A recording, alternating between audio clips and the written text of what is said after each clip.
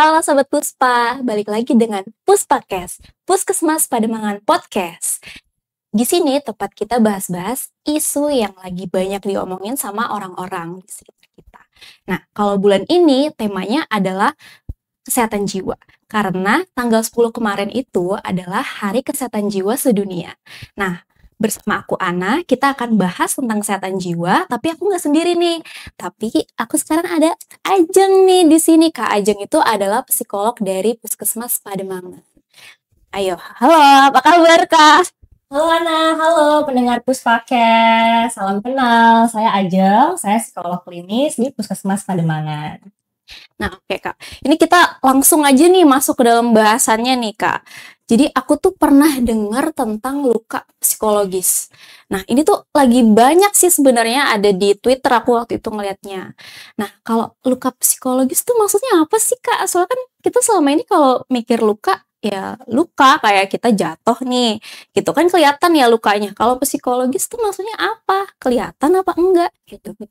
Oke, mungkin kita bahas agak lebih luas dulu ya, yang namanya kesehatan kan memang ada dua ya, nggak cuma kesehatan fisik, tapi juga kesehatan jiwa atau kesehatan mental. Sama tuh kayak yang namanya tadi Ana bilang, ada yang namanya luka fisik, tapi juga ada yang namanya luka psikologis. Kalau luka fisik, kadang kan memang bisa jadi kita lecet, kita terbentur, atau bahkan memang luka yang terbuka parah gitu. Sama halnya seperti itu, luka psikologis ini sebenarnya bisa jadi adalah rasa tidak nyaman, rasa cemas, rasa sedih yang sifatnya mendalam, atau bahkan juga mulai berkurangnya motivasi dan berkurangnya produktivitas individu yang biasanya disebabkan karena adanya suatu peristiwa tertentu. Nah, biasanya ini juga mulai mengganggu ya aktivitas sehari-hari, terus kadang kebiasaan-kebiasaan kita, atau juga bahkan perilaku kita bersama orang lain. Jadi interaksinya juga kadang sampai terpengaruh sebegitunya juga. Oke, nah kalau kita ngomongin luka kan biasanya misalkan nih ada orang jatuh, terus kan apa yang kita siapin itu kan kotak P3K tuh biasanya kan. Nah, kalau luka psikologis tuh ada nggak tuh pertolongan pertama pada luka tersebut? Oke, benar. Jadi sama seperti first aid atau P3K pada luka fisik. Luka psikologis kita juga biasa menyebutnya sebagai P3LP atau pertolongan pertama pada luka psikologis, di mana ini sebenarnya bukan bertujuan untuk menyembuhkan atau misalnya menghilangkan seluruh rasa tidak nyaman, tapi bagaimana kita bisa menghadapi pertama kali saat luka tersebut muncul. Harapannya sih P3LP ini bisa membantu meminimalisir dampak negatif dari peristiwa menyakitkan yang timbul atau dihadapi oleh seseorang. Berarti kalau P3LP ini nggak harus selalu psikolog ya, tapi teman pun juga bisa. Benar banget Ana. Jadi mirip sama kayak P3K juga, tentunya kan kita nggak harus langsung buru-buru naik ambulans, langsung buru-buru ketemu dokter spesialis syaraf gitu ya, saat kita mengalami luka. Jadi yang namanya luka psikologis bisa banget dibantu oleh orang-orang di sekitar, mau itu mungkin teman, terus mungkin pasangan, anggota keluarga, atau kalau settingnya tadi sekolah, sebenarnya konselor sekolah dan guru itu juga bisa memberikan pertolongan pertama pada luka psikologis. Gimana tuh P3LP itu tuh apa aja tuh? Oke, kalau mau gampang sih singkatannya itu 3M ya. Jadi 3M 3M. ini yang pertama itu adalah melihat atau memperhatikan. Jadi pertama kali kita misalnya melihat ada anggota keluarga atau orang terdekat di sekitar kita yang mengalami perubahan perilaku, perubahan suasana hati, atau mungkin malah habis menghadapi peristiwa besar yang menyakitkan, yang perlu dilakukan pertama kali adalah melihat dulu. Melihat apakah atau peka dulu ya, apakah kondisi dia ini dalam kondisi yang aman gitu. Melihat juga apakah memang dia ini perubahan perilakunya sangat signifikan, sudah berapa lama dia mengalami perubahan yang signifikan tersebut. Jadi ibaratnya justru tahap paling pertama adalah bagaimana kita melatih kepekaan atau awareness kita terhadap orang-orang di sekitar kita yang habis mengalami peristiwa tertentu. Yang kedua adalah mendengarkan. Mendengarkan ini sebenarnya katanya kayak gampang ya, tinggal dengerin doang. Tapi Betul. mendengarkan yang dimaksud di sini adalah mendengarkan dengan empati, mendengarkan dengan sepenuhnya hadir dan juga mendengarkan tanpa menghakimi. Karena seringkali ketika orang itu habis mengalami peristiwa besar yang menyakitkan, misalnya kehilangan anggota keluarga, atau mungkin habis layoff dari pekerjaannya, atau misalnya putus cinta gitu. Seringkali yang mereka butuhkan bukan solusi, bukan langsung saran, bukan langsung nasihat ya, tapi mendapatkan seseorang yang bisa mendengarkan dengan tulus, tanpa penghakiman, dan mungkin bisa memberikan rasa aman karena dia akhirnya tidak merasa sendirian. Nah, yang terakhir itu adalah menghubungkan, di mana balik lagi yang namanya individu pasti punya kapasitasnya masing-masing. Mungkin kita sebagai teman tentu punya batas energi ya. Jadi kadang kita juga tahu kita mungkin tidak cukup handal untuk bisa menyelesaikan masalah dari yang teman kita hadapi atau yang anggota keluarga kita hadapi. Sehingga disinilah bisa kita menghubungkan orang-orang yang kita sayangi ini ke tenaga profesional yang memang terlatih, yang memang mampu atau berkapasitas untuk menyelesaikan masalah yang dihadapi oleh orang yang kita sayangi tersebut gitu ya. Misalnya bisa ke dokter, ke psikolog, atau mungkin ke konselor dulu, atau misalnya dia memang harus ke rumah sakit untuk mendapatkan perawatan yang lebih intensif. Jadi ini sebenarnya lumayan simpel ya, 3M yang penting ya. Melihat, mendengar, menghubungkan. Jadi sebenarnya simpel juga ya, Kak.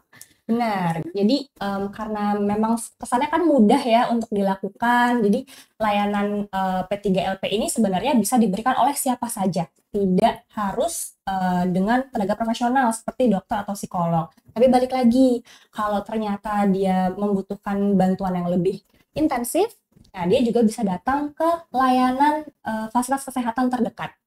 Jadi beruntungnya kalau misalnya kita ngomongin layanan kesehatan jiwa, di puskesmas kecamatan itu sekarang sudah tersedia ya layanan konsultasi dengan psikolog klinis gitu. Dan kalau di DKI Jakarta sendiri, hampir semua kecamatannya atau puskesmas kecamatannya itu juga sudah memiliki tenaga psikolog klinis yang akhirnya bisa membantu ya orang-orang yang habis mengalami peristiwa yang menyakitkan atau mungkin ada pengalaman traumatis. Nah, kita balik lagi ke batasannya nih, Kak. Kadang-kadang kan orang suka punya masalah, terus ya udah cerita aja gitu ke temen. Tapi dia juga ngerasanya, duh, apa gue butuh ke psikolog ya? Apakah ini cukup gitu? Cuma ngomong doang ke sahabat tuh apakah cukup? Apakah harus ke psikolog? Apa gimana ya? Soalnya kalau ke psikolog nih takutnya tuh terlalu berlebihan gitu. Nah, batasnya tuh di mana sih, Kak? Oke, ini yang mungkin cukup menantang ya. Kalau misalnya kita bilang mungkin masih ada stigma di masyarakat bahwa datang ke psikolog, datang ke dokter spesialis kejiwaan itu artinya kita punya masalah yang serius banget atau kita bisa dicap dengan orang gila gitu ya. Gak bisa dipungkiri itu kadang masih ada. Tapi sebenarnya tidak ada masalah yang terlalu sepele sih untuk dibahas bersama tenaga profesional. Cuma mungkin kalau untuk semakin yakin apakah masalah saya perlu dibahas dengan tenaga profesional adalah di keseharian kita. Kalau kita sudah merasa bahwa ada perubahan yang signifikan dengan rutinitas sehari-hari kita, misalnya biasanya tidur saya nyaman, saya biasanya segar habis bangun tidur, tapi kok saya sudah berhari-hari sulit tidur, bahkan nggak bisa tidur.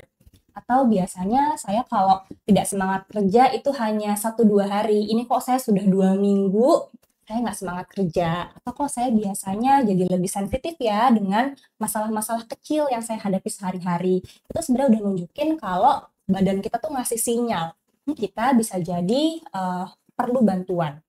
Dan kalau tadi ternyata sudah coba cerita ke teman, tapi kok saya masih ngerasa belum plong, saya kok masih dengan kondisi saya yang sebelumnya, itu juga suatu tanda sih bahwa yang kita butuhkan sudah lebih dari sekedar cerita dengan orang yang kita percaya, tapi sudah butuh bantuan tenaga profesional yang akhirnya bisa memberikan treatment atau intervensi yang lebih terstruktur. Oke. Terus tadi juga ngomongin tentang sekarang ada psikolog di puskesmas ya gitu. Terus apalagi nih Kak pilihan lain yang bisa kita lakuin gitu? Oke, sebenarnya kalau untuk kesehatan jiwa ada beberapa opsi ya. Kalau misalnya tadi teman-teman sudah cukup yakin mudah mendapatkan akses ke puskesmas kecamatan terdekat, silahkan datang ke puskesmas kecamatan terdekat karena sudah ada layanan psikologi yang tergolong murah, yaitu biayanya sekitar Rp30.000. Dan kalau ternyata, wah Rp30.000 ini masih tergolong berat ya, atau sepertinya akses ke puskesmas terdekat masih cukup jauh, maka kita juga bisa menggunakan opsi telekonseling gratis Jaker. Jadi untuk warga DKI Jakarta, Dinas Kesehatan itu memiliki program yaitu Jaker, di mana warga DKI ini bisa menghubungi atau terhubung dengan psikolog klinis selama 24 jam ya, maksudnya bisa diakses 24 jam dalam satu hari, kapan saja, di mana saja, dan ini tanpa pulsa dan tanpa biaya. Jadi caranya juga gampang, Ana. Jadi teman-teman tinggal download aplikasi Jaki, nanti dari sana silahkan pilih menu kesehatan, lalu bisa pilih konsultasi kesehatan mental, nanti dia langsung terhubung ke nomor 0800 1500 119.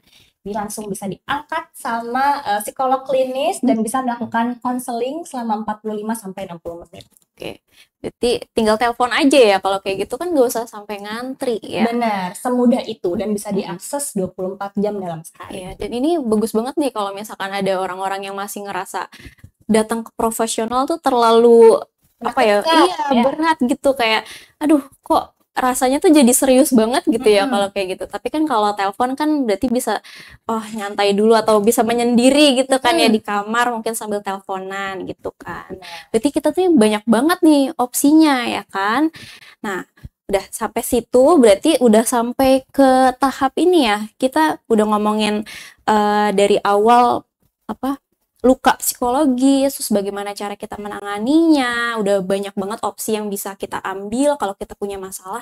Nah, balik lagi ke temanya, dari telinga ke jiwa, itu menurut Kak Ajeng itu tuh maksudnya apa sih? Oke, kalau menurut saya sih dari telinga ke jiwa ini fokus ya pada bagaimana kita itu sebenarnya bisa menjadi pendengar yang baik ya untuk orang-orang di sekitar. Bahkan mendengar ini, kalau tadi kan mungkin aku lupa bilang bahwa P3LP juga bisa diterapkan untuk diri sendiri. Jadi memperhatikan, mendengarkan, dan menghubungkan itu juga berlaku untuk diri sendiri. Jadi harapannya mendengar ini tuh bisa minimal, mungkin nggak langsung bisa menyelesaikan seluruh masalah yang ada di dunia ya, tapi bagaimana dengan mendengar ini, kita bisa hadir untuk diri sendiri, kita bisa hadir untuk orang lain, dan akhirnya membuat orang lain itu merasa ditemani, dan merasa akhirnya berani untuk bisa mendapatkan akses ke tenaga profesional jika memang dibutuhkan.